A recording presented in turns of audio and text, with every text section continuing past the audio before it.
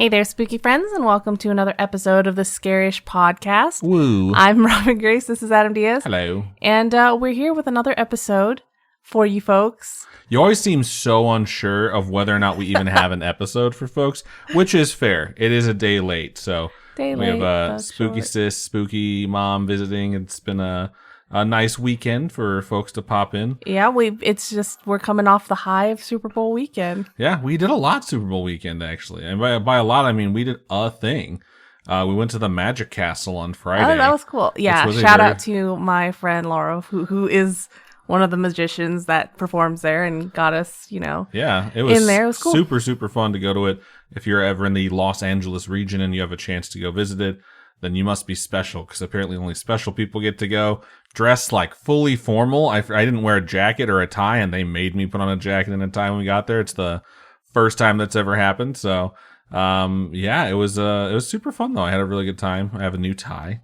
It says Magic Castle on it, so that's always a good thing. But yeah, outside of that, we didn't really do a whole lot, but we watched the Super Bowl. We got to hang out with friends and family, and by friends and family, I mean spooky sis and spooky mom. So yeah, it's been a good time. Yeah. So yeah, thank you everyone for understanding that we were a day late, but that's, just a little bit late. Not a lot late. Next week, however, we're going to take a break from the show. I'm going to be traveling, so I won't be here to record. We're going to see if we can toss together something maybe small, maybe just a little bite-sized episode for you guys. It's going to be a test for me is what it really is. Robin wants to learn how to do audio editing, and we have some like super, super short story times that we've just never really had a chance to read, so we're going to see if we can just grab a bunch of little short ones. Name and them toss like micro horror or something. Yeah, like a micro horror episode or something along those lines. If we get the time to sit down and read them, and Robin has the time to edit it before next week. But yeah, otherwise we will be skipping next week. But we'll see what happens. So before we get into our actual topic episodes, we want to give shout outs to our shout out to your patrons over on Patreon. You guys are heavy hitters, big supporters, and we're so thankful. You guys are one of the big reasons of why we can do what we do. So shout out to Carl Olaf, Ethan, Dulce or Dolce, and Shandon. You guys are absolutely amazing. Thank you guys so much for being there, along with all the other patrons that help us make this show what it is. Yeah, we appreciate all the support we get, the financial support that we get from patreon.com/Scaryish podcast. Cannot be understated. It really does help us keep the lights on and keep the show going forward. So I put up a poll yesterday. I forgot about that. We're gonna be a day late. I totally forgot to even check and see if anybody even clicked on an answer. I was just like, "Hey, we're gonna be a day late. Is that cool with you guys?" And the answers were, "Yeah, that's cool," and I guess. I guess there were 7 votes total, so 7 of them out of the 7 came back as, "Nah, you do you." So thank you so much. We appreciate that. The patrons gave us permission. You guys are great. Which is hilarious. So, yeah. What are you going to be covering this week, Robin? So, because we just came off of Super Bowl Sunday, and if the only reason you would not know about Taylor Swift and Travis Kelce is if you've been living under a rock, okay? And so you got a musician, you got the athlete. You're covering the athlete side of it this week. I'm covering the musician's side of it this week. I think this episode we can just straight up call it curses with an exclamation point, like someone being pissed off in like the early 1900s.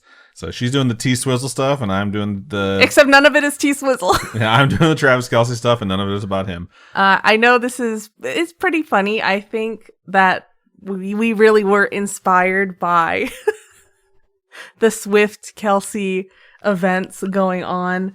I mean, it's part of my opening, but you know what inspired me is we got a homegrown horror that was written to us by Andrea, and she gave me a shout out that she doesn't give a shit about sports, but she really enjoys the sports episodes. Okay. Because I'm like detailed and I talk about it with passion, so I was just like, I feel more inspired to talk about sports ball.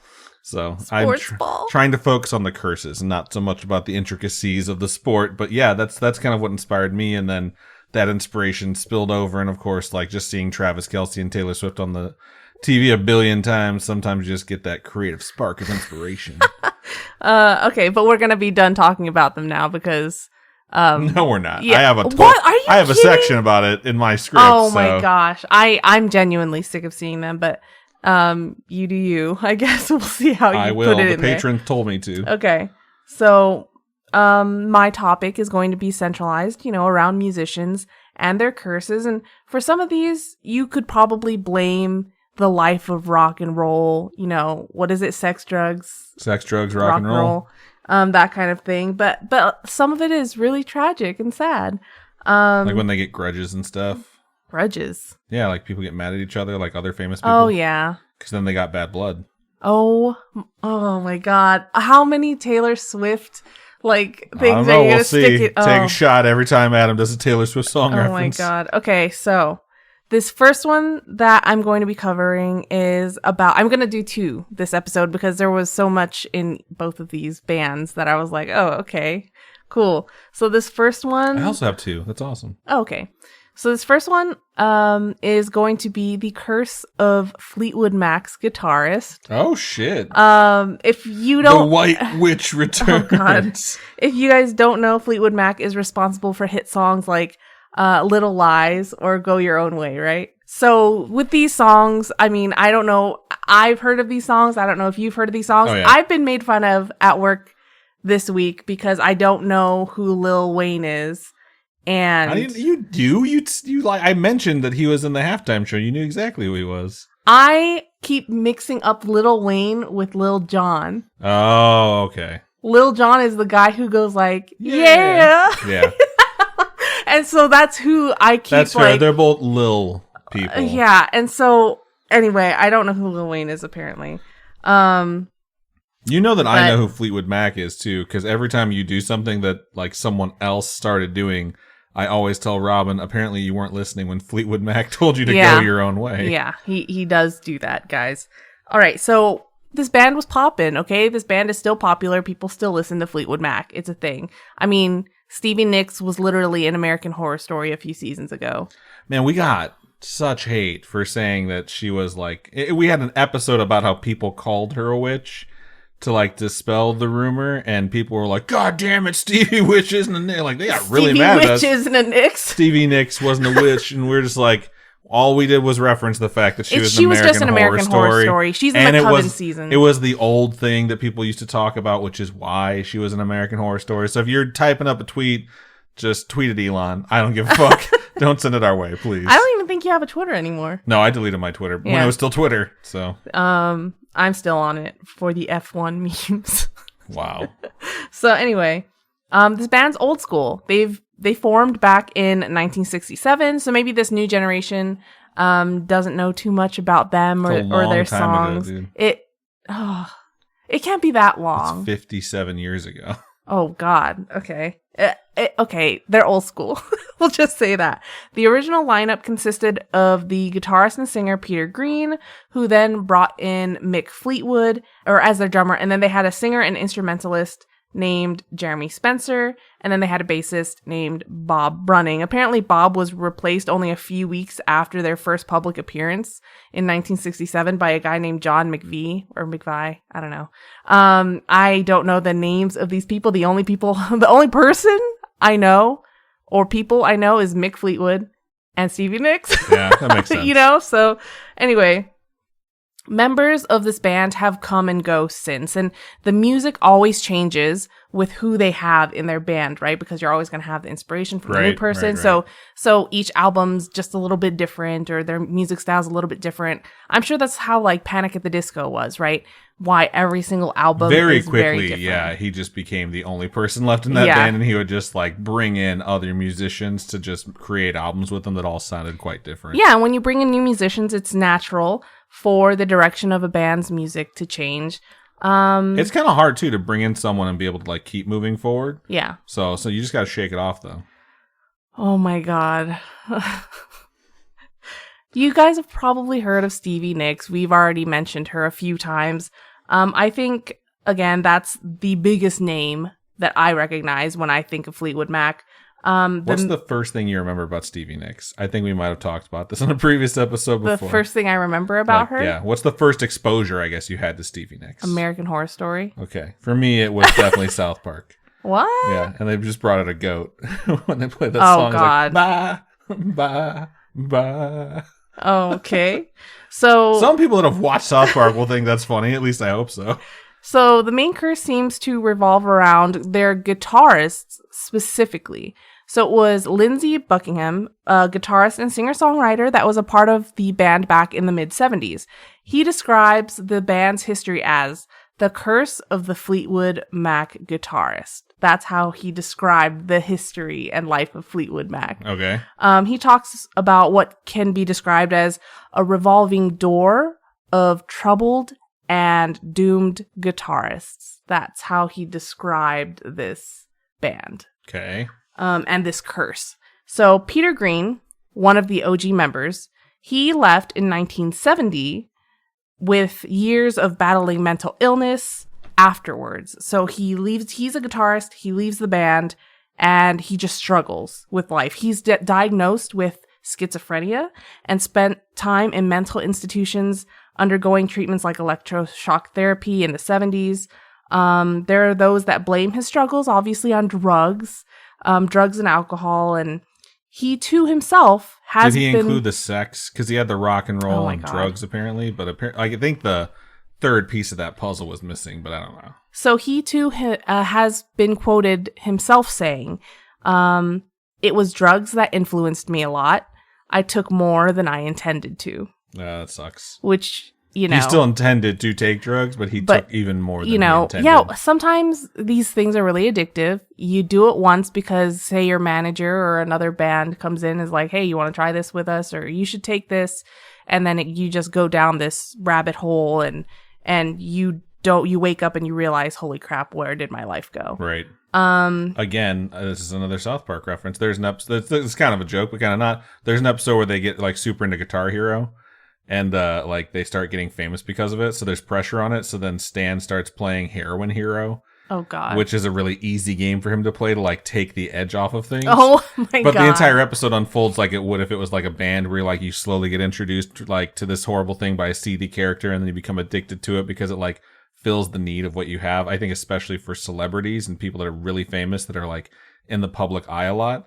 There's just so much anxiety that goes along with that a normal person would struggle with, and anyone that has some sort of mental illness would definitely have like massive struggles with it. So especially when you're on stage and you're doing shows in city after city after city, it's a lot. Yeah, we've definitely seen musicians come out on stage during shows where we're like, oh, they're fucked up. Yeah, like you just know it. When we saw Panic at the Disco, Brendan Urie was definitely drunk when he came on stage or something to start the show. He almost missed his first backflip that he did. We were just like, it's okay. And then the second one he stuck. But sometimes you can just tell. Okay, so Jeremy Spencer, the second original guitarist of the group, he disappeared mid-tour in 1971 after doing some mescaline, which is a drug. Mescaline. And joining a religious cult called the Children of God that he found on Hollywood Boulevard. Wow. So he had told them that he was going to go out to get a magazine, and he never came back. Can you imagine someone telling you that, and you just find out they joined a cult? So Fleetwood described the situation as his long hair had been shorn to his skull. He was wearing dirty clothes, and he would only answer to the name Jonathan. Wow. Jeremy Spencer is actually still affiliated with this religious group. Wow. But it's no longer known as the Children of God. It's now known as the Family International. I don't know if you've ever heard of this group. I haven't. It has very Manson-sounding qualities to it. Yeah. The fact that the family is part of the name is creepy. Right. So what he did was he quit the band and just played music for this religious group for free. Wow. That's fucking crazy. Yeah. So those two are out of the band. They needed to get some replacement guitarists. So they bring in Danny Kerwin and Bob Welch. These two guys, they don't get along. So not because they don't get along, but one night in 1972, just minutes before Fleetwood Mac is supposed to be on stage, during their U.S. tour, Kerwin, who's 22 at the time, he was like an alcoholic. He drank a lot. He tended to go days without food. He would just drink. That's all he would do. And at this show, minutes before they're supposed to be on stage, he starts losing it. So this isn't something that happened overnight. apparently, like, over time, it was his mental state just deteriorated and he became more and more fragile. And Fleetwood described him as being really nervous and sensitive as a person. So this night, during this supposed show, just minutes before, he loses his temper while tuning his guitar. So he snaps. He starts banging the wall with his fists and throws his guitar at a mirror. And not just any guitar either. It's like a nice ass, expensive guitar. So he throws his guitar at the mirror shatters and glass scatters all over the band. 7 years of bad luck. He stomps off into the auditorium, but while he's doing that, he stops, smashes his head against the wall on the way, causing blood to pour from his face. He refuses to go out on stage for this show. He ends up heckling the band from the audience. Do you think he just yelled heckling "Play the band the whole fucking time? Is that one of their songs? No. Oh, okay. It's just something that people that heckle scream. So he's heckling the band from the audience while the band is struggling to play without him. Wow.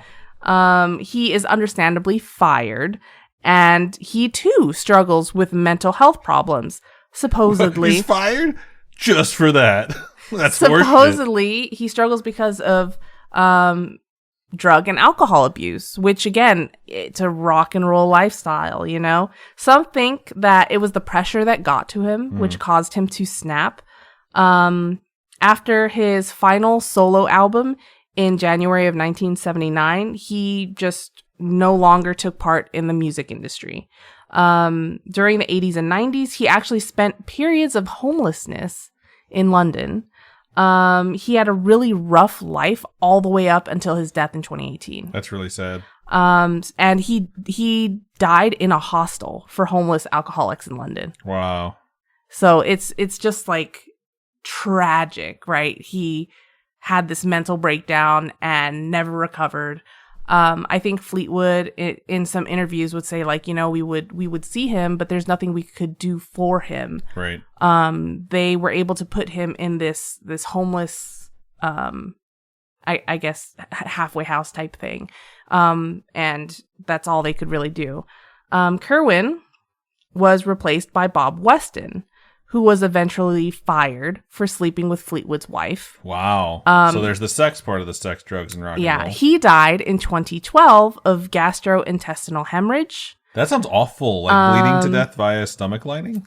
I guess so. I guess that's what that is. Gastrointestinal, yeah. We'll check with Faye. Yeah, Faye, tell us what that is. Welch, who was brought on with Kerwin, though he did eventually quit the band and go on to have moderate success as a solo act, had his life end tragically.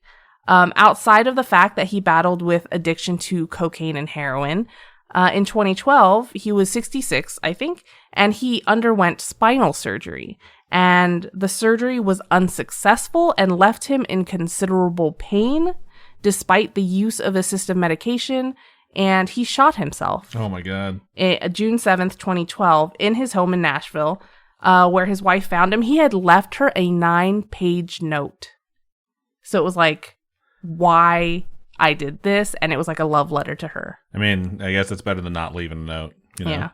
I believe after this, the band ceased any more activity after the death of Christine McVie in 2022, or McVie. Don't know how to say that. And they'd been a part of the band since 1970.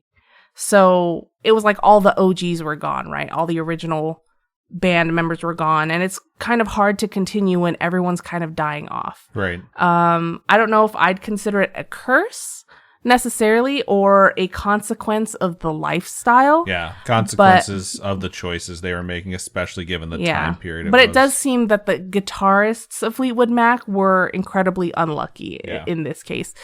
Some of them had horrible deaths, you know. I think that's just crazy.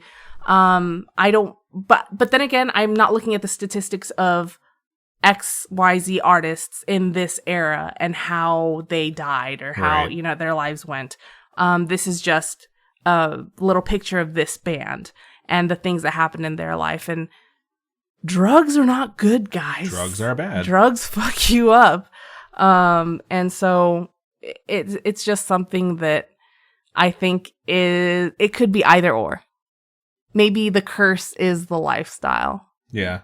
You know? The temptation of all those things that become so readily available, especially then, like it was just everywhere. Everyone, end of the 60s, beginning of the 70s, like heroin epidemic leading into the cocaine epidemic. It's just like those two things stacked on top of each other. Not a whole lot of supervision. And on top of that, like people really looked up to musicians and like their presence was not, I wouldn't say the word revered really fits. But there was a ton of pressure on them to be like culturally significant or impactful in some way. There's a reason why rock and roll stars are portrayed a certain way from that era, and that was just the way they lived, you know. And it's a lifestyle that once you have some sort of success, it just becomes your life, you know. It would be like if every day we woke up and all we thought about was like, let's write this script, let's do this show, you know, and like if we were performing in front of so many fucking people and had all those record executives and all those other folks like talking to you about the things that you needed to deliver. Like there's a ton of pressure, even though it's a very rich lifestyle. I think most of the money that you wind up making goes to someone else anyways. So yeah, it's rough. Yeah. All right. So the next curse in my tales is one of the most well-known bands of all time. One of the most well-known bands of all time. Starland Vocal Band. What the hell is that? Well, I guess I'm wrong. What is that? I don't know, but Homer Simpson has a tattoo on his arm. Oh my gosh. Okay. So when you hear the phrase or the word, the name Led Zeppelin, right? You know who that is. Yeah. They're one of the most iconic bands. It was an expression back in the day before the band. The expression was like, that's going to go over like a Led Zeppelin because Zeppelins floated, and if they were made of lead, they wouldn't. So the expression was like, that's not going to go well, or if you present that, it's not going to be taken very well. So like the band's name is a pun. What? I figured you didn't know that, so I wanted to blow your mind with that. Thanks. You're welcome. I did not know that. But anyway, even if you're not a big music fan, you've heard of Led Zeppelin. You've seen those people walking around with them Led Zeppelin shirts. It's just everywhere, right? This band is legendary. You could call them classic because it is classic rock now, right? But the band came together in 1968 and consisted of Jimmy Page, Robert Plant, John Bonham, and John Paul Jones. And what I didn't actually know is that there's a legend that there are members of Led Zeppelin that had made a pact with the devil in order to gain money and fame. And this deal cursed them like a crossroads demon because everything comes with a price. And supposedly the only one that did not participate was John Paul Jones. Okay. Supposedly. This is like a legend, okay? The legend of Led Zeppelin. Well, obviously. That's part of the curses category. So there was speculation around the band that began after the death of its drummer, John Bonham. There were other personal woes that happened to several members that ultimately led the band to break up. So apparently, Jimmy Page purchased the house that once belonged to Aleister Crowley. I think we've talked about him on the show before. We definitely talked about Crowley. And so Page had this fascination with occult things and tarot and stuff like that. And for those of you that don't know, Crowley was an occultist that wrote the Book of Law that was supposedly given to him by a supernatural entity called Avis? Aiwass? A-I-W-A-S-S. A-I-W-A-S-S. Yeah, your pronunciation sounds fine with me.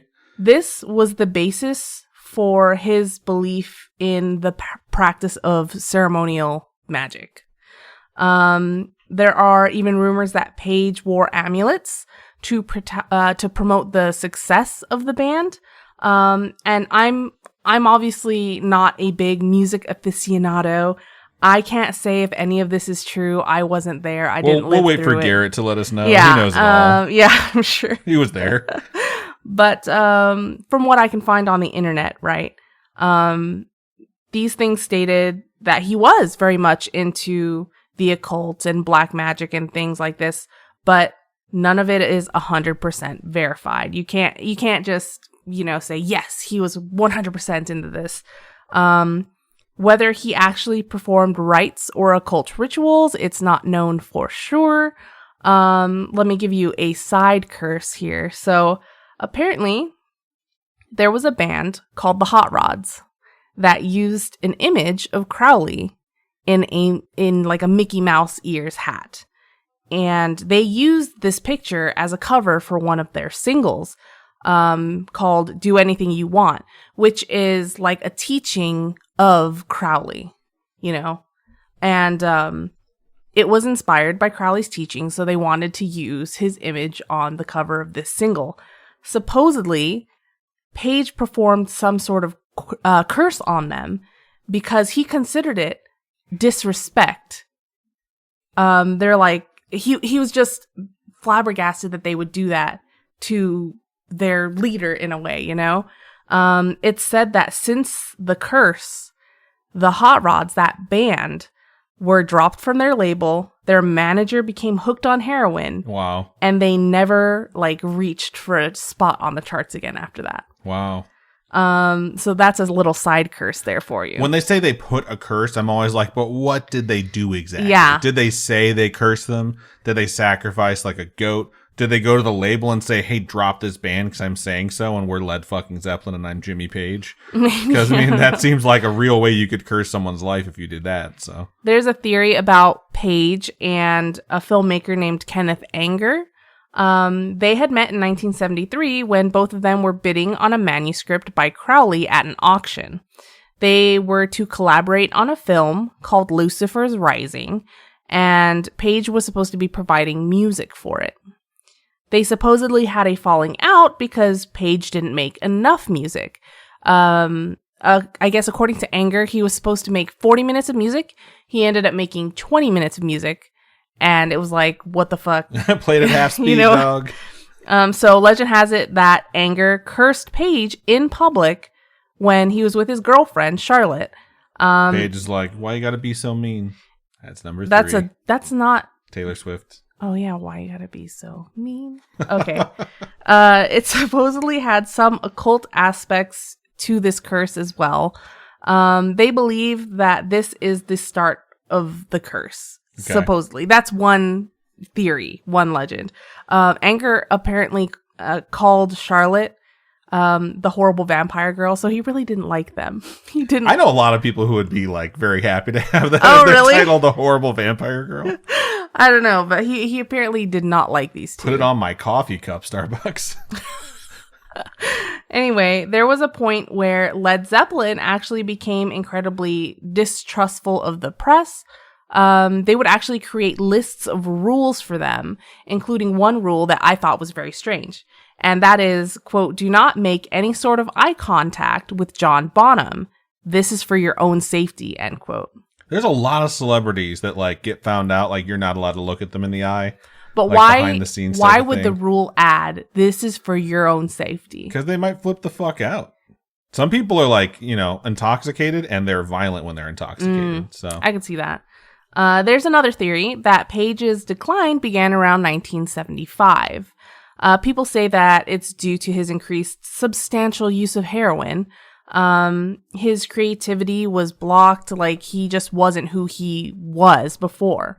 What also occurred in 1975 was Robert Plant's car accident in Greece, where he shattered his right leg and broke his right elbow and ankle. And he, his son Carrick, and his wife spent weeks in the hospital after that accident. And this accident delayed their 7th album by months. And the band had to cancel the remaining tour dates for that year. Wow. So 1975 was a big year for Led Zeppelin, I guess. Like it was a bad year for sure. Yeah, so that bad luck was sort of just like the beginning. Because 2 years later, Plant's 5-year-old son, Carrick, died of a stomach infection. It's so sad. While the band was on tour in the U.S. Understandably, the remainder of the tour was canceled yet again. This led him to seriously contemplate quitting music forever. He wanted to be with his family, but the drummer, John Bonham, convinced him to stay on. And the death of Bonham in 1980 really devastated Plant.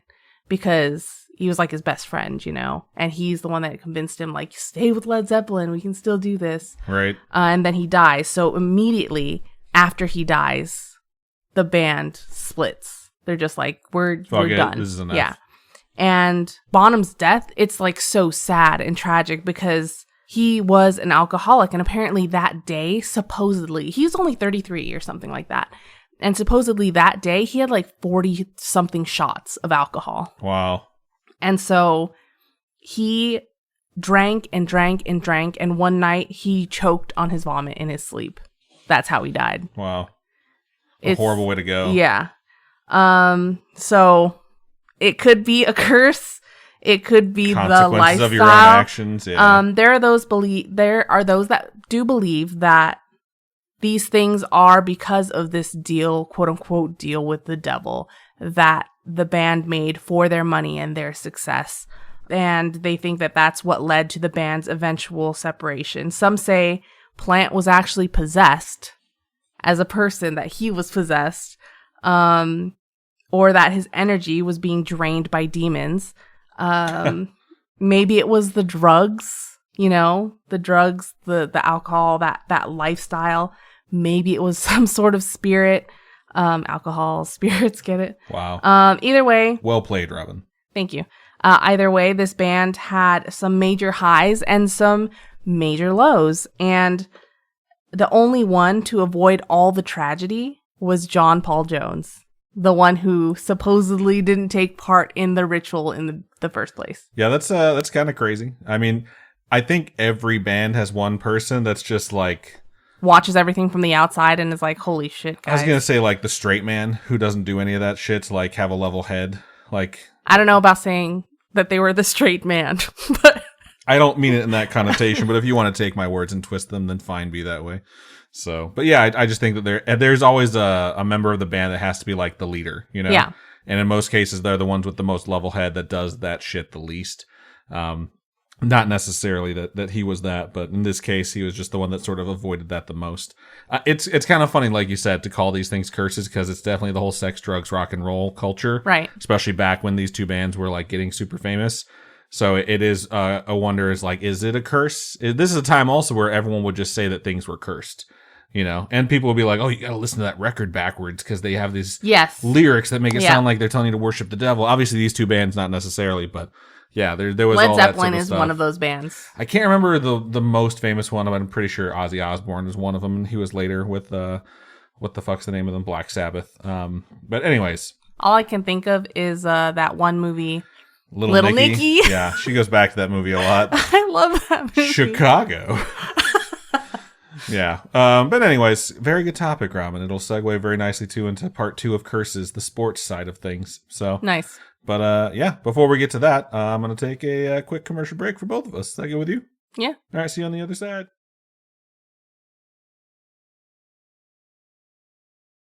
And we are back. So this week, I mentioned earlier, I was really inspired by spooky friend Andrea, who sent in the Homegrown Horror letting me know that they have enjoyed sports content in the past, despite the fact that it's not really their wheelhouse or their area of interest normally.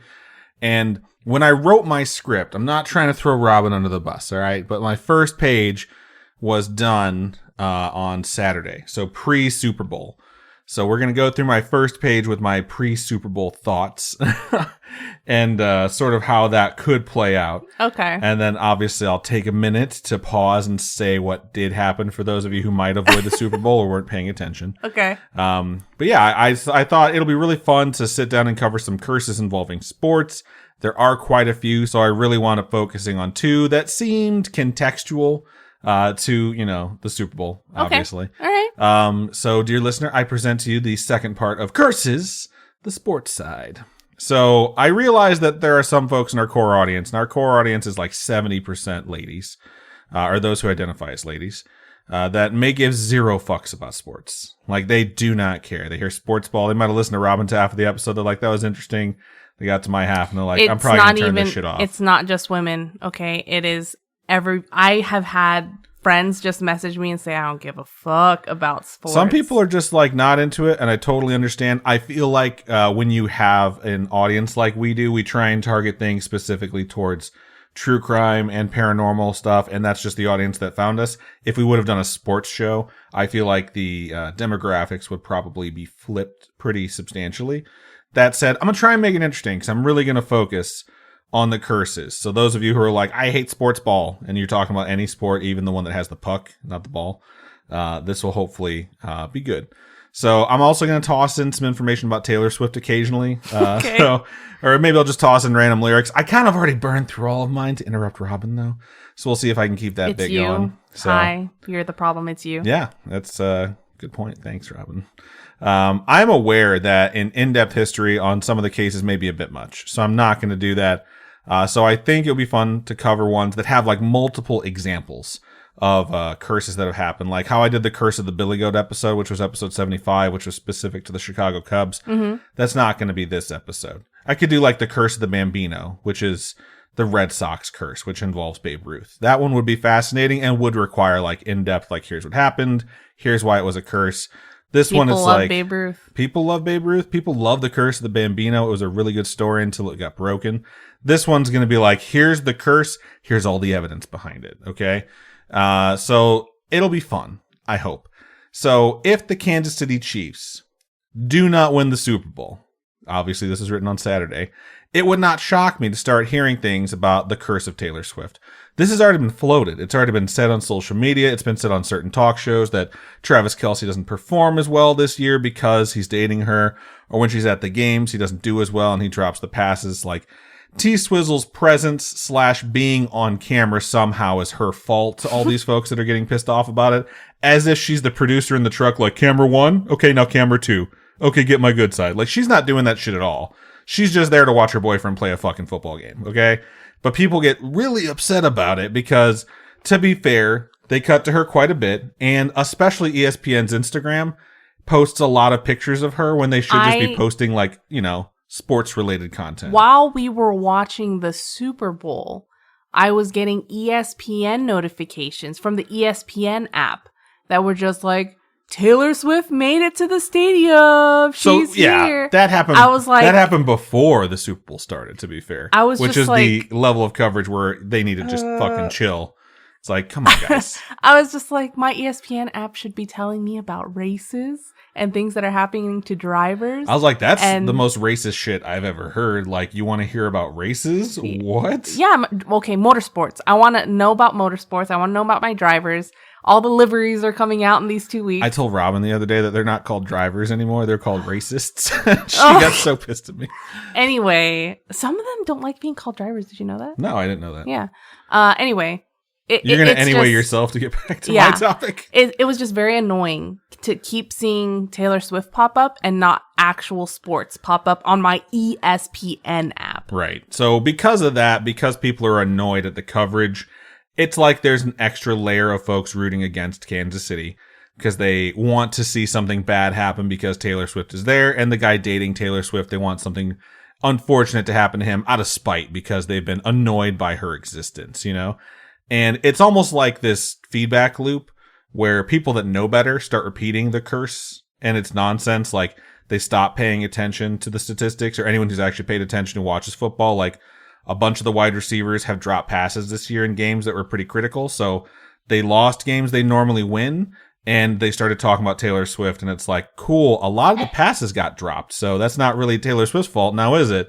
Or like their running game being inconsistent. These are details that I know because I watch, and other people know because they watch, that you might not care about, but it's important to know if you want to hear someone say, oh, there's a curse of Taylor Swift, where it's like, not exactly. The curse is they haven't been playing well this year, and that started before Travis Kelce started dating Taylor Swift. People in sports are very superstitious. Yeah, they absolutely are. But that's the other thing, too. It's not the players being superstitious.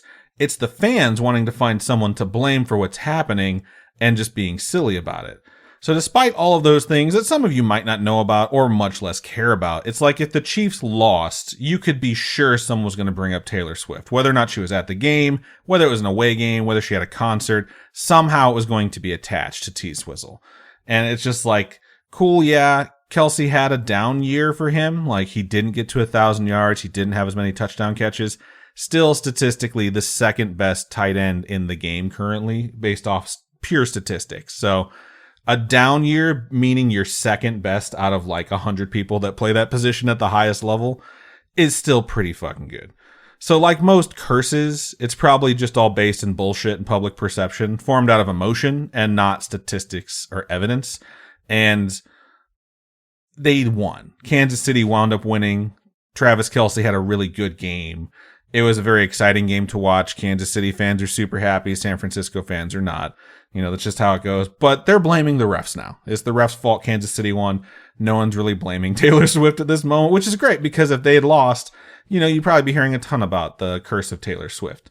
So that's just how curses work. But there are curses out there that become a thing because of evidence, because people pay attention and like, this seems weird. And those are the kind of curses I'm going to cover. So I'm going to cover 2. And what's fun about curses, and I shouldn't say fun, from an outside perspective, the same way it's like entertaining to learn about horribly morbid stuff like true crime. What's fun about curses in sports is that the curse itself can be brought on externally through no action of the affected person. And I don't mean like Travis Kelce dating Taylor Swift and suddenly being nervous when she's at the games. Like that could be considered an external source because like she has an effect on him in some way, shape, or form, but it's not actually something that he's doing to himself. I mean straight up a person who is quote unquote bad luck supporting you even though you do not know them and have no interaction with them and may have never spoken to them. And it's no fault of your own. And that person being the bad luck person being on your side somehow brings along your downfall. So that happens a lot. Like I have personally hunted for bad luck people in the past. Like you're not allowed to watch games. Every time you watch a game, they lose. And it gets serious. Like people take it very, very serious. Like somehow the butterfly effect like travels all the way around the world and causes bad things to happen because one person somewhere out there is watching a television or listening to a broadcast on a radio. I've watched Moneyball. Yeah, people take it very, very seriously. And I'm going to give you one of why that stuff starts to happen. So this is also topical, by the way, because he's been in the news a lot. But the first curse I'm going to cover is called the Drake curse. The singer, Drake. The singer, Drake. Now, as we all found out recently, he's not all bad luck and curses. He's clearly been blessed in other ways. Why? Robin's making a face like she doesn't know that Drake's dick got leaked on the internet about 7 days ago. Really? And the dude straight up has a hog. Oh my god. So, stop! You cannot say that. I'm not the first person on podcasting to say that in the last 7 fucking days. I did not know that. Yeah, so I kind of looked to see if I could find it. Did you find it? I didn't find it. And there's only so many dicks I'm going to sort through to see if it's like a legit The Drake only one dick that pic. I wanted to hunt down was Chris Evans, obviously. Fuck. Duh. You got to see Captain America's hog. So anyways, let's keep going. Drake curse is something that's been around for a very long time. But, when it comes to sports, it's something where it's not like he fucking plays sports. He just supports a lot of stuff, okay? Being a huge supporter of sporting activities in general, like not just football and not just basketball, he throws his support to these folks publicly, teams and individuals, which I think is something that's admirable because he does tend to bandwagon fan a lot of things, and people catch a lot of shit for suddenly becoming a fan of a person or a team just because they're having success. But I think that it's like when you are rich and famous, you have more of an opportunity to meet those folks and like actually like them. Like you always want to root for the people that you know and like. Yeah. So it's different than someone else who just like changes their jerseys in the middle of a game to support the team that's winning. But at the same time, he has like his mainstays. Like I think he's from Toronto. He's definitely from Canada. And he has like the Toronto Maple Leafs that he supports. The Toronto Raptors are his team and they have been forever. But he also like joins on the bandwagon of other things. And people started to notice that the teams and people he was embracing were not having success. And most notably around the time that he was starting to be like their fans, they stopped having success, which is weird because they were doing well until then. Okay. Like I think around 2013 is when folks, they say that Drake wasn't just like known or famous, but he became like pretty big. And one of the first teams he publicly supported was the Kentucky Wildcats, which is an NCAA basketball team. Basketball is the one that you dribble and shoot through the hoop. And NCAA means that they're playing at the college level. So his rising stardom, he publicly proclaims his love for the Kentucky Wildcats in 2013. They had won a championship, I think, in 2010. So that was very recent. And since then, they've been on a downward slide. They still do well regularly. Like, I think you play like around 40 games in the regular season for the NCAA basketball schedule. And then you have March Madness, which I'm sure people have heard about. And you have to get through a very big bracket, a tournament, to win the championship. They have not done that since 2010. Their win total has averaged less and less each year. They've had players that have had scandals associated with it. So since he came out, things haven't gone great for Kentucky. They're still each year thought to be a contender for the national championship, but they're not quite the powerhouse they were back then. But that's the first one. People really didn't think anything of it when he came out because there's a fuck ton of people that are Kentucky Wildcats fans. So like, okay, cool, Drake's a Wildcats fan. He then releases a song in 2014, the next year, a few days ahead of the NFL draft. Now, for those of you who don't know what the NFL draft is, for folks who play in college football, they can declare, hey, I'm no longer going to be playing as an amateur. I'm declaring myself a professional. Once you make that declaration, you can't play for a college team ever again. Because if you're a professional, that means you're getting paid to do it from an organization, which means that you're no longer allowed to play for a college. That's just sad. How it's always been. And it means that you have to say, I'm, entering the NFL draft to be drafted by a professional team. The draft is a way for those professional teams to pick a player they want to add to their roster. They then have to do their contract negotiations after that. But based off the agreement those teams have, they honor the fact that whoever the worst team was the previous year gets the first pick. Whoever the best team was, the team that won the Super Bowl, gets the last pick. And it repeats for 7 rounds. So there's like 256 players taken. Obviously, not all the folks that say, hey, I'm going to the NFL are going to go. A lot of people don't get picked. In fact, most of the people that say they're going to try and go to the NFL, they don't get picked. And their careers are basically over because they can't go back to college at that point. Yeah. One person who made that declaration was a guy named Johnny Manziel. He went to the Browns? Johnny Manziel did go to the Browns. Pretty impressive, Robin.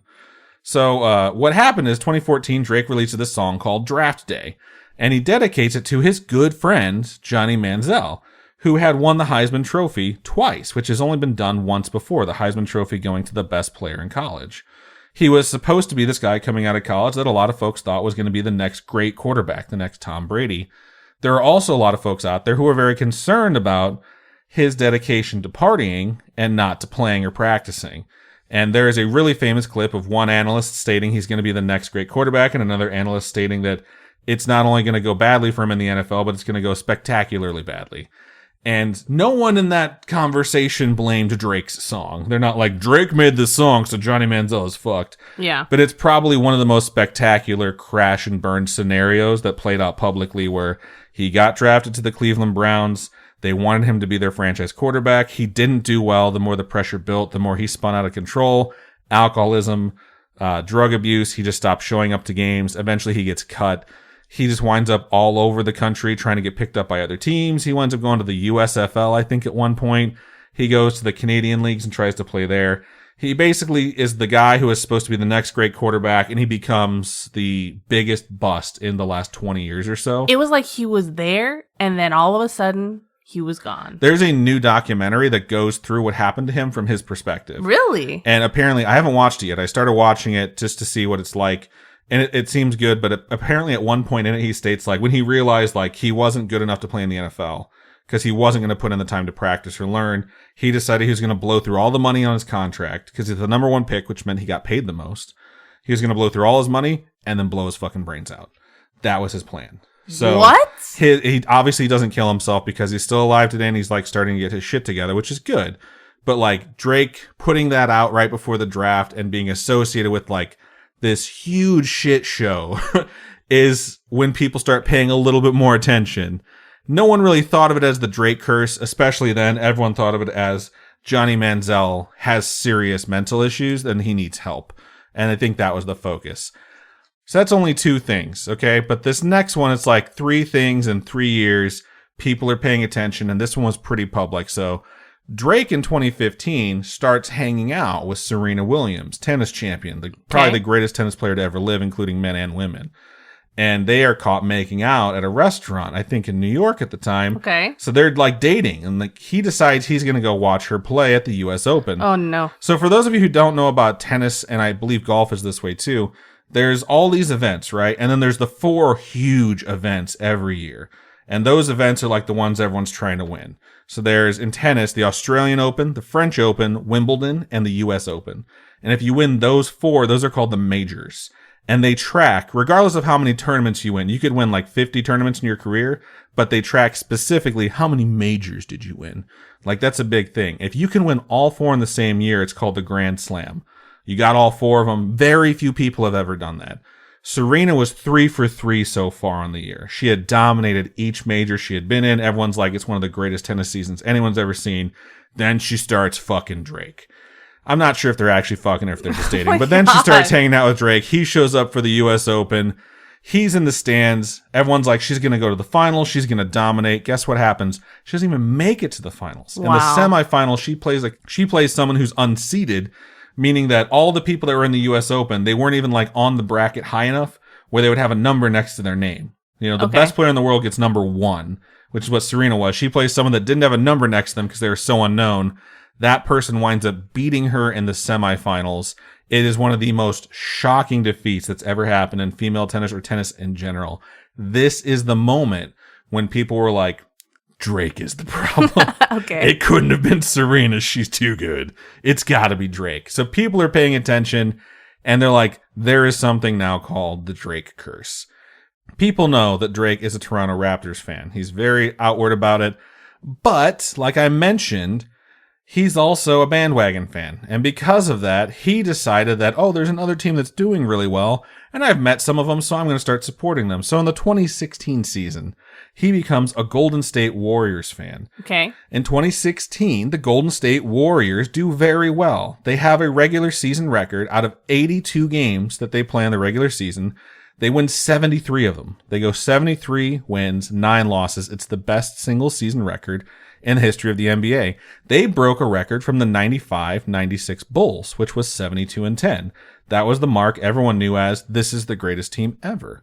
The reason the 95-96 Bulls are widely considered to be the greatest team ever is because not only did they win 72 of 82 games, they then beat the fuck out of everyone in the playoffs, only losing 1 game out of the 16 that they played. Wow. And won in 5 games in the NBA Finals, absolutely dominating everyone along the way. No one stood a fucking chance against them. So in order for the Golden State Warriors to complete the perfect season where they finally top the 95-96 Bulls, they obviously have to win in the finals. They get there very, very easily. Drake publicly bets another rapper $60,000 that the Golden State Warriors are going to win. They go up 3-1. They need to win 4 games. Out of the first 4 games they play in the NBA Finals, they win 3. And everyone thinks they're going to win. And they talk a little bit of shit. Drake seems pretty high up, and they forget that they're playing the Cleveland Cavaliers. At the time, LeBron James is there. Okay. And the Cleveland Cavaliers win the next 3 games and win the NBA Finals 4-3. They win in 7. Oof. It was very, very shocking, very incredible, and it basically ruined the perfect season. And immediately, no one talks about the fact that Golden State's defense blew it for the last 4 games. They stopped guarding LeBron the way they were supposed to. This is Drake's fault. Drake supported them. He publicly came out and bet money on them, and they lost. The only thing that could have stopped the Golden State Warriors from completing the perfect season was fucking Drake. And now it's like really out there in the public eye. People are talking about it a shit ton. People really believe in the curse. And Drake decides he's going to lean into it and keep supporting athletes publicly. He knows this curse exists. He knows he is a curse at this point. He decides to support a guy named Conor McGregor. Oh, God. Some of you guys may have heard of him. He's an MMA fighter. He's very boisterous. He's an Irishman, and he was very, very good in his prime, especially.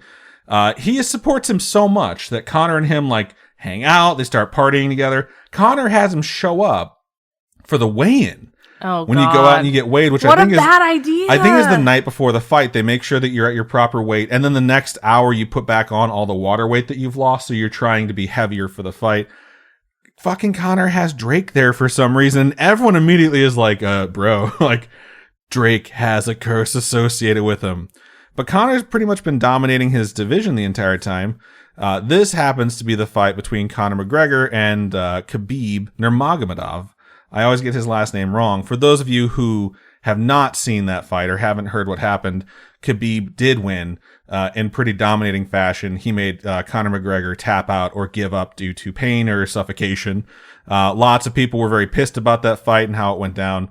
And lots of people blame Drake. Yet again, I believe that. People pretty quickly were like, Drake was at the weigh-in. I'm just saying, guys, like anything Drake touches is cursed. Is Conor McGregor the guy in that new movie? He's going to be in Roadhouse. Yes, Okay. with Jake Gyllenhaal, the remake of Roadhouse. He's the bad guy. If you watch the trailer, he's the one you can't understand.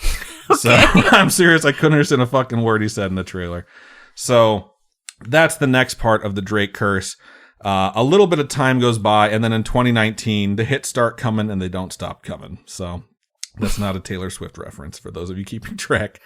So Drake was basically just trying to support something that wouldn't get blamed on him. So January 7th, 2019, he comes out and publicly supports the Alabama Crimson Tide as an NCAA football team who has basically been the powerhouse dynasty of the last 20 years. They win all the time. There's over 100 NCAA Division I teams that compete to try and win the NCAA championship for football. I think they had won like 6 of the last 16 at the time Drake came out. So he's like basically saying like, I'm going to support the people that always win now. Yeah. They go on to plan the national championship game after Drake comes out to support them. They lose 44-16 to the Clemson Tigers. Clemson Tigers just beat the shit out of them on public TV. It's the worst loss they had suffered in 12 years. Everyone decides to blame Drake.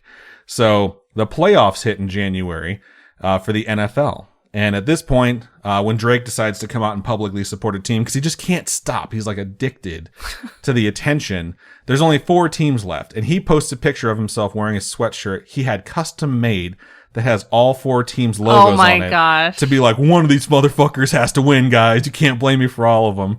So when that happened, people are like, there's going to be some sort of plane crash that takes out the last 4 teams they can blame on Drake. So that's him really going out there and showing not only is the curse something everyone talks about, I'm trying to get rid of it in any way, shape, or form. Toronto Maple Leafs, his hockey team, they wind up in the NHL playoffs in April of 2019. They're supposed to go to the Stanley Cup Finals. They're favored. They're a very good team that year. They lose in the first round of the playoffs.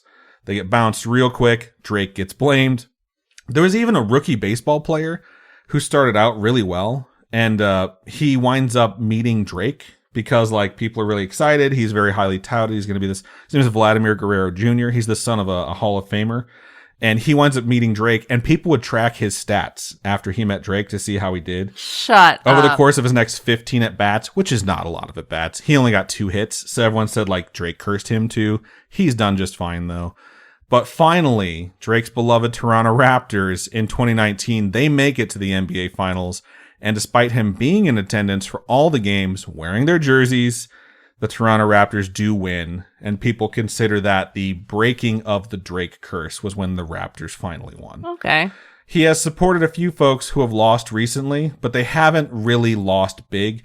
He usually posts pictures on his Instagram of the tickets that have his bets, so people can see not only who he's supporting now, but how much money he is backing them with. He put down $1.15 million for the bet for the Super Bowl victor this year, which he bet on the Kansas City Chiefs to win. So you can say that he was cursed, but that dude just pocketed $2.3 million as a payout. I mean, he made double, right? Yeah. But when you bet $1.15 million, double is probably more than I'll make in my entire fucking life. And he made it just from betting on Taylor Swift's team. So I think it's hilarious that this one came out of like his public support of people at first that he had never met, and him just supporting them had such an effect that everyone that was paying attention to these sporting events became convinced that that team would lose. And every time it happened, it was this self-fulfilling prophecy where it's just like, this can't be real, can it? And then at some point, you got to imagine in those 6 years that this goes on, like by 2018, 2019, teams are like, please fucking don't come out and support us, Drake. Like, please just leave us the fuck alone. So next up is a curse that I'm going to go over that is a little bit different than the other ones. I guess it's kind of similar in some way to the victim of your own success. I guess that's kind of something that happens to musicians. But like in that case, it's their choice to start like doing like drugs and partying and stuff like that. Obviously, some of the curse stuff that you covered isn't all related to drugs and alcohol. But this one's, it's always been really interesting to me. I think this is, for fans of football, probably one of the most famous and well-known curses. So if you were like, I don't watch football, I don't pay attention to sports, you might not have heard about this one. And this one is very interesting. And there is a ton of evidence on this one that's actually kind of creepy. To take a step back to give you an idea, think of professional athletes and how much they do like TV, radio, advertising, podcasts, pregame interviews, postgame interviews, magazine shoots, and just all that exposure. It's kind of hard to think that there's actually things out there that could make them more famous to build their brand better that they would outright avoid because there's a perception that if you do it, you'll have a curse on you. And some of these things are meant to be an honor.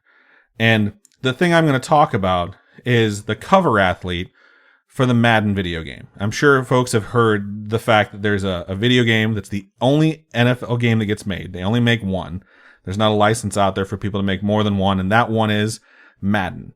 And Madden is the game that comes out every year, and every year there's going to be a different athlete on the cover of it. And that athlete, it means that you are basically the most known athlete from the NFL the previous year. So you're not necessarily MVP, you're just most popular. Not necessarily. Like, you're not just the most popular. It's like you had the best year. You might not have been the MVP, and you might not have been the best paid, but you're the one that everyone's talking about because of how impressive your performance was. Okay. Whether or not it was recognized through the official awards or a new contract or whatever, the Madden cover athlete is supposed to be this honor that is bestowed on someone where it's just like, hey, like, we want you on the cover of our video game because we want people to see your face or see you in the uniform because we think that'll sell more games. That's the entire point of them putting cover athletes on the Madden case, because they had the game around for about 12 years, I think, or so, before they started doing the cover athletes. Okay. 99's the first year they do this. This would very quickly become known as the Madden curse. People still talk about this to this day, and here's why. I'm going to go over the years where a cover athlete appeared on the game, Madden, and then what happened to them the following season. Okay, so Madden 99. I want to give you guys an idea of what that means. Madden 99 means this game came out in 1998. They always give it the year above the year that you're currently in, because that's when the season finishes. For instance, the season that we just went through started in 2023, ended on Sunday in 2024. And that's why they name it like that. So Madden 99, this guy named Garrison Hurst is the first ever cover athlete for Madden. He was very honored to be part of that. And the season after he appeared on the cover, he broke his ankle, and he broke it in such a horrific way. He ended up missing 2 full seasons because of it. Wow. Usually you can try and get back after 10 to 16 games. Sometimes you're out an entire season. Not only did he miss 2 full seasons, when he came back, he could not play at the level he was, and he was out of the league and retired within a couple of years. Okay. He was never the same player again. So after that happened, people were like, what an unfortunate thing to happen to the person who was touted as like the face you wanted on the cover of your game, you know? In 2000, it's Madden 2000. They're like, we need someone who everyone recognizes, who has withstood the test of time. So they went and they decided they were going to get the best running back in the league, who was named Barry Sanders. Barry Sanders is a fucking beast. He is one of the greatest running backs and football players in the history of the NFL. He's probably the greatest running back of all time. And I am a Chicago Bears fan who believes that Walter Payton is the greatest running back of all time. We'll never know whether or not Barry Sanders was the greatest running back of all time, because in the preseason, before the 99-2000 season was to start, Barry Sanders fucking retired. He decided that even though he was at the height of his career, he was fucking done with the game. The way he had been treated by management at the Detroit Lions had upset him. The fact that you could potentially get injured made him think, you know what, this probably isn't worth it anymore. It was the most shocking thing to happen in professional sports in a very long time. If you mention Barry Sanders to a Lions fan, they might break down and cry. Oh, that's so sad. It is one of the most surprising events that ever occurred, where this person at the top of their game just fucking walked away, which is something that did happen again later when Andrew Luck did the same thing in the same fashion. It happened during preseason before an Indianapolis Colts season, and he walked off the field having not played that game in the preseason, which is basically like test games to make sure your roster is set before the actual season starts. For Andrew Luck, wasn't he in the middle of a game and then it broke out? He was on the sidelines. He wasn't playing, but the news came out during the game and fans started booing him on the sideline. That did not happen to Barry Sanders, but him retiring was so shocking. Immediately people started saying, like, you don't want to be on the cover of Madden. Like, this curse kicked up right after Barry Sanders because this was so impactful. This would be like if right now, whoever your favorite actor is, like if Chris Hemsworth came out and was just like, hey, I'm not going to finish all these movies I'm retiring from acting forever. Like just something that would just shock the shit out of you. I'd just pick Chris Hemsworth because he's always, whenever I blink, I see his face. So. What's funny is that he did announce that he's going to take some time off. That's kind of why I thought of it, actually. It's not just because I daydream about him. But this is the first time where people were like, we have a feeling that people should avoid this because there's been 2 pretty serious mishaps with the people who were on the cover of Madden. Madden 2001 comes out. They put this guy on there named Eddie George, who arguably had the best season the previous season. He's on the cover for Madden 2011. He doesn't actually get hurt. 2001, excuse me. He doesn't actually get hurt. He winds up carrying his team to the playoffs, and they're very much the favorite to make the Super Bowl. And he winds up fumbling the ball near the end of the game that causes his team to lose. So he is kind of blamed for this, and people are like, Madden curse strikes again. The next year after that, he does get injured. He never gets healthy again. He retires after the 2004 season. So his career is just suddenly cut short, and it's just very abrupt, very shocking, and people again chalk this up to the Madden curse. Madden 2002, and I'm going to try and go through these a little faster because the episode is kind of long, but I do want to make sure I'm doing my due diligence and telling you each year because it happens every fucking year for a very long time. 2002 is a guy named Dante Culpepper. He had the Minnesota Vikings at 11-5. Their record after 16 games was they won 11. He threw 33 touchdowns and only 16 interceptions. The game comes out September of 2001, and then he takes a huge step back in his production. He has a terrible year. Instead of 33 touchdowns, he throws 14, not even half of what he threw the year before. And then he throws 13 interceptions, almost as many touchdowns as interceptions. They have a terrible year. They're 4-7 on the season. They still have 5 games left to go, and he has a season-ending knee injury where he shatters his knee. He never comes back to play at the level that he played the year before he was on the Madden cover, and that's pretty much the end of his career. So, yikes. It strikes again. 2003, Marshall Faulk. So Marshall Faulk was the all-star running back for the St. Louis Rams when they were still in St. Louis, back when they were known as the greatest show on turf. Oh my That's God. the nickname they gave because the Rams were so fucking good for a couple of years. When Kurt Warner came out of nowhere, that feel-good story of the 30-year-old quarterback who came in as a rookie, who had been kicked around the league, who had to fucking bag groceries Zachary for people. Levi? Zachary Levi plays him in American Underdog. It's a terrible movie. But the running back on that team was Marshall Faulk. They used to joke that at the beginning of every season you could flip a coin and either Kurt Warner or Marshall Faulk was going to win MVP because that's how good those two guys were. 2003, Marshall Faulk is on the cover. People are like, there's no fucking way Marshall Faulk will get hurt or have a bad season. So the season after he's on it, he suffers an ankle injury that caused him to miss 2 games, and he can't run well after that because of it. The benchmark to say a running back had a good season is in the 16 games where you were running the ball, did you accumulate 1,000 yards of positive yardage? And he does not get 1,000 yards for the first time in his career. He never gets to 1,000 yards again in his career. He bounces around from a few teams before he is cut from the league. So that one was shocking to people that Marshall Faulk could not somehow break the Madden curse. 2004, a guy named Mike Vick. Everyone knows Michael Vick. Everyone knows who Michael Vick is, and not for the right reasons. And no, the 2004 cover was not the curse being instilled because of the dogfighting ring that he had been brought to trial for. That actually happened in 2008. Mike Vick shattered his leg during the preseason and missed 11 games. So He didn't even get to the regular season before the Madden curse struck again. And if you're tracking the things that happen to people after the first year, like I kind of have been doing, 3 to 4 years later, it comes out that Michael Vick had started a dogfighting ring. I think he winds up paying close to $40 million in fines and spends over 2 years in jail for it. So yeah, definitely the Madden curse striking again. 2005, the next year is really interesting. There's this guy named Ray Lewis. Ray Lewis is one of the, if not the best linebacker to ever play football. It's the first time they had a defensive player show up. So offense, like, let's pick a defensive guy. They're less likely to get hurt. Ray Lewis is one of the most durable guys to ever play football. He was actually the dude who forced Eddie George to fumble. That guy I talked about in 2001 that fumbled and caused his team to lose. Ray Lewis was the person who was administering the Madden curse to someone based off of how good he was. So his first game on the season after the Madden cover, he breaks his fucking wrist. He winds up Oh only my missing God. one game because Ray Lewis is a madman, but because he's playing with a broken wrist that's healing, he winds up having horrible statistics for the first time in his career. He doesn't even record an interception, which was something that he used to get all the time. He basically has his worst season statistically.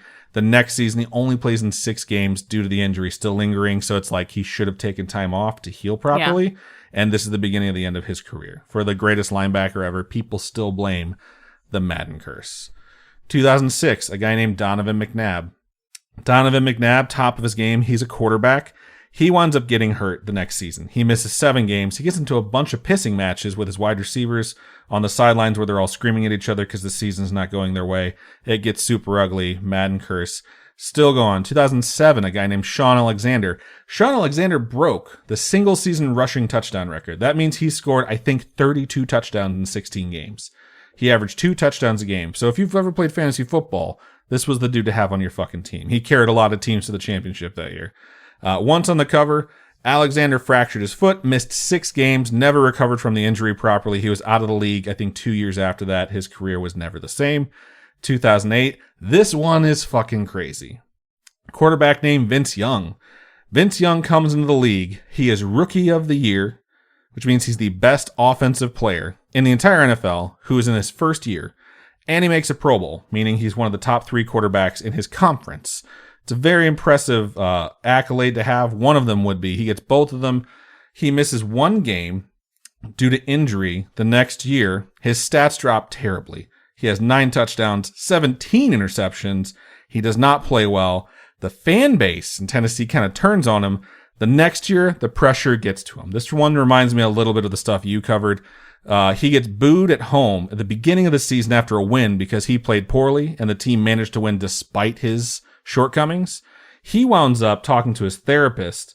I don't know how this happens, but it leaks from his therapist that he's having suicidal thoughts. Oh my God. His coach sends a wellness check over from the police to see how he's doing. He's not home. Whoever is at home states that he left the house, just walked out with a gun in his hand. He winds up being found. He's okay. It's decided he's mentally unstable. He's placed on suicide watch. He barely plays that season. I think he only winds up playing 3 games, including the one that he played where he got booed off the field. The Titans wind up releasing him a couple of years later. He bounces around to some teams, barely plays. He winds up taking a job back at the university he came from because he's just looking for work. He gets fired from that within the year. Wow. So it's like the Madden curse in this case was like dangerous. I remember this unfolding. I remember like the breaking news story, like Vince Young on suicide watch. Like it was scary. It was straight up just like, what the fuck is happening? So this is the time where it's like people have talked about the Madden curse as if it was a joke. And they understood that it was ominous and things always happen, but players get injured in the NFL. That happens. It's just part of playing. This year there was a ton of injuries to very famous players, but this one was the time where people, I think, started avoiding the cover. Where athletes were like, no matter how good I do, I don't want to be on the cover of Madden. Like, fuck that. But in 2009, they need a cover athlete. And someone who likes seeing his own face is a guy named Brett Favre. Don't know if you know Brett Favre. He used to play as a quarterback for the Green Bay Packers. He's an asshole. That season, though, Brett Favre had gone to the New York Jets. Stories about him being a massive asshole to his teammates started to come out almost immediately when he joined the New York Jets. As the season went on, he didn't play very well, and their team didn't do very well. The most notable news story to come out of New York that year was how he sent a picture of his dick to a reporter. He was married at the time. I think she was dating someone. It was unsolicited. She did not like it, so she just shared it with everyone. Wow. Pretty average white guy dick, if you're wondering. No. He played the last part of the season with a bicep injury. They lost 4 of their last 5 games. And he did wind up having a decent season the next year when he went to Minnesota, which would be his last season. They didn't win the Super Bowl or anything. Since then, he's been involved with the misappropriation of $77 million in welfare funds from his home state of Mississippi. An organization he was tied to basically took the money, didn't put it where it's supposed to go, and just stole the money that's meant for welfare. So he's just kind of shitty. He claims that he had nothing to do with it, but the wrongdoing is very clearly there. And he's a real fucking class act. I doubt Madden made him this way, so they were pretty safe picking him so they wouldn't get blamed. Because all those things were basically his own actions, aside from the injury. So fuck you, Brett Favre. All right, Madden 2010, the next year. This year is very weird. They decided to have 2 players on the cover, Troy Polamalu and Larry Fitzgerald. They did this because Troy Polamalu was one of the best defensive players at the time. Larry Fitzgerald was one of the best offensive players at the time. These two players had met in the Super Bowl the year before, and it was very hyped up. It was a great game. Polamalu gets hurt that year, only plays in 5 games, so Madden curse still activated. Larry Fitzgerald makes it through the whole fucking season without getting injured. He has a great season statistically. Everyone's like, Larry Fitzgerald survived the Madden curse. They get to the playoffs in practice. He injures his ribs. He winds up not playing a single snap in the playoffs because of his injury, and everyone's like, sucks. Never fucking mind. It sucks because you get that far, and then you're just like, well, fuck. Yeah, you tried so hard and you got so far, but in the end, it didn't even matter. 2011, Drew Brees. You may have heard of him. We're getting to people that are more contemporary that I think more folks might have heard of, even if you don't watch football. He does make it through the regular season as well. They're fucking great that year. Everyone's like, Drew Brees has broken the Madden curse. Statistically, he has an amazing year. New Orleans is favored to win the Super Bowl. They are playing a team in the first round of the playoffs, the Seattle Seahawks. They barely made the playoffs. They only won 7 of 16 games. Their record at the end of the season was 7-9. They had a losing record going into the playoffs. That very rarely happens. Despite that, they beat New Orleans 41-36 in one of the most shocking upsets. In that moment, in 2011, New Orleans was the biggest betting favorite in playoff history at the time. Wow. There was never a bigger underdog upset than the Saints losing to the Seattle Seahawks. Everyone's like, fucking Madden curse, finally got him. So 2012, this one's really sad. You know, like musicians have one-hit wonders. Yeah. They have a hit, they have a song that comes out, it's amazing. Everyone knows their name, and then in a year they're gone. They never have anything else. It's this guy named Peyton Hillis. He wound up having a really good year. Definition of a one-hit wonder.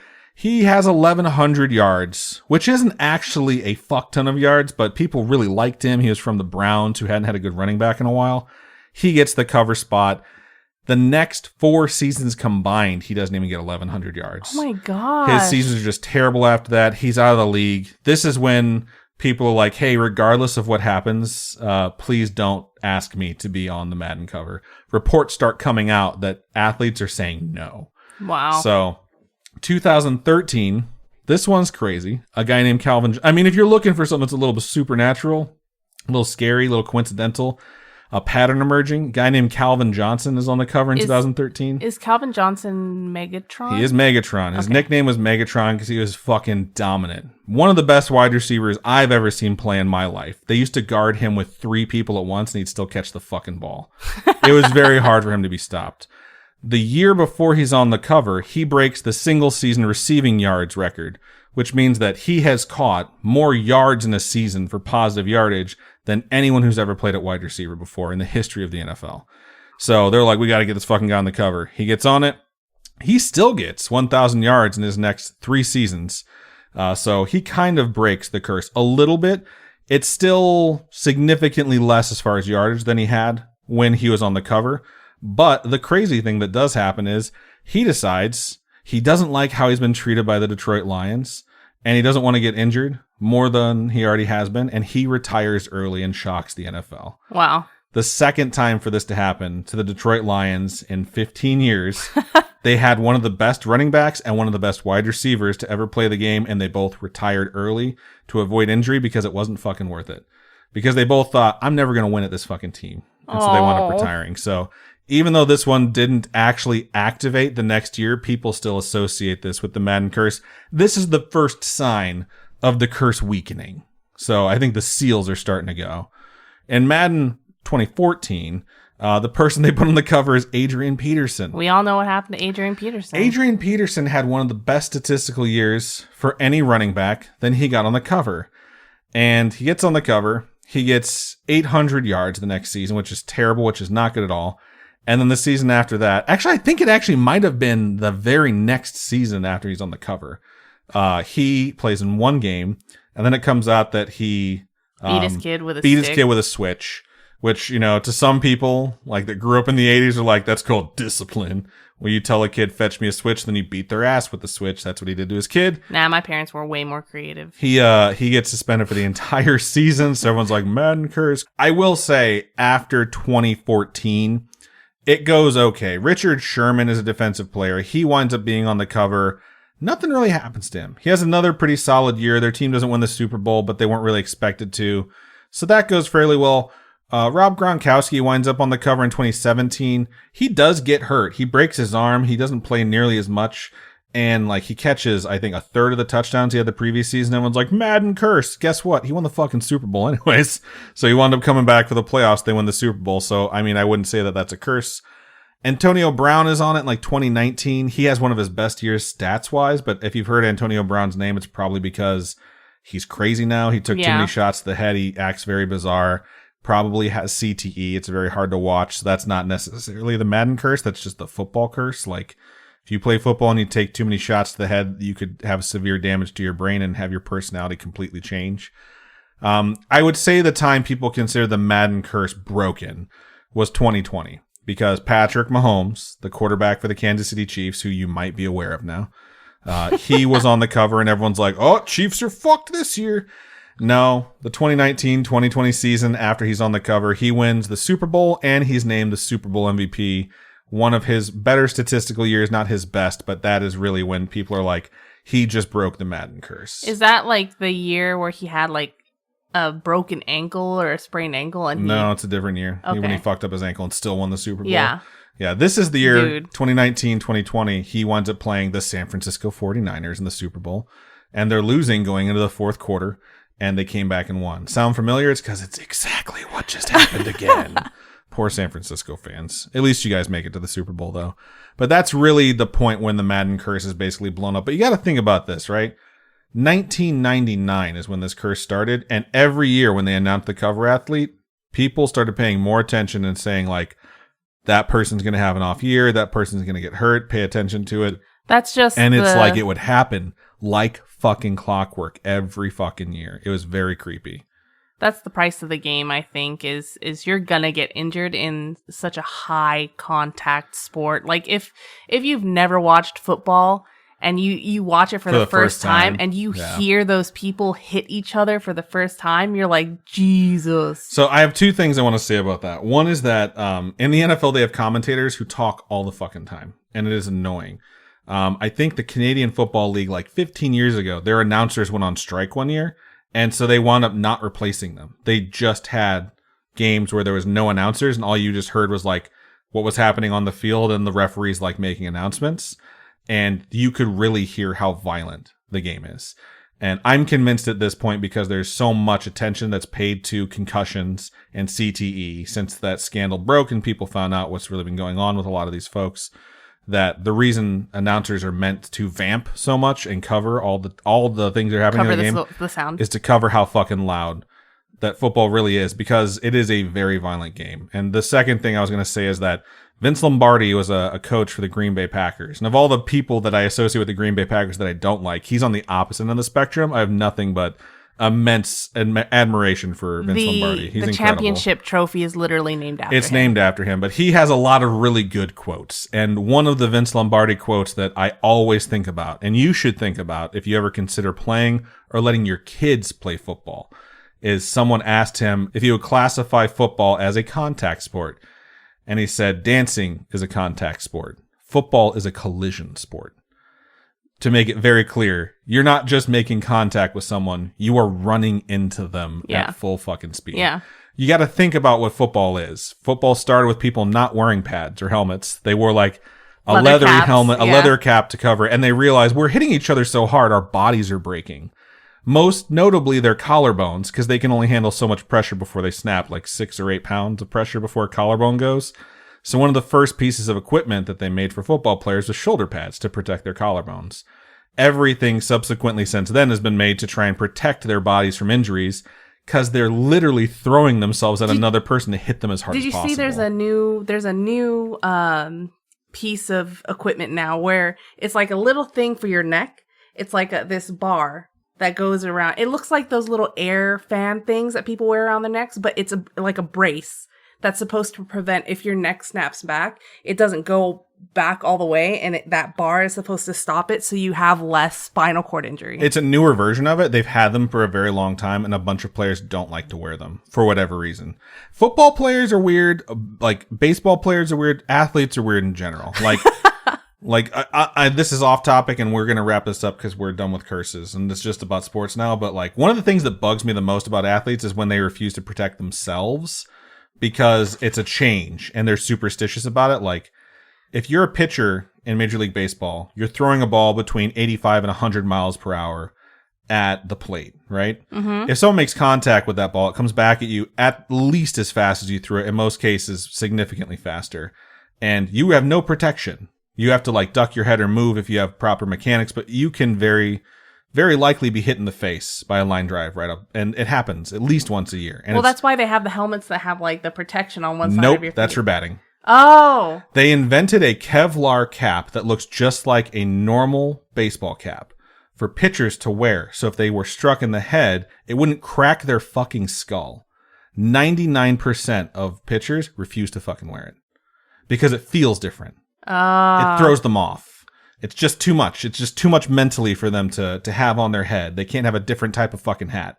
Meanwhile, every time you see someone take a line drive off their head or to the face, you pray they're not dead.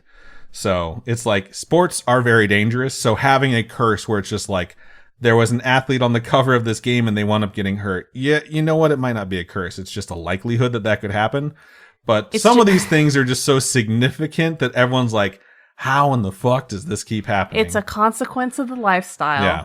So that's what it all comes down to. Curse or consequence, you decide. We've come full circle. But that is the Madden curse, and we'll finally release you from this prison really long that was episode. The Scaryish curse episode. We took a while to get it out there, but hey, we made it extra long for you. Mine was only 4 pages, but it seemed to last forever. I apologize for that. I don't want to live. Okay.